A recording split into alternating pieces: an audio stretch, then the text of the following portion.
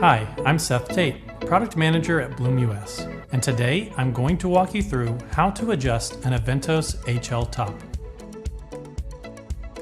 To make a height adjustment, turn this screw to raise and lower your door.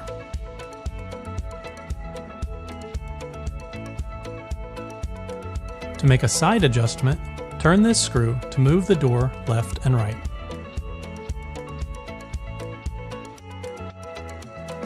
To make a tilt adjustment, turn this screw to adjust the angle of the door in relation to the cabinet. If you have any questions about AVENTOS HL Top or any of our other products and services, please visit our website at blum.com.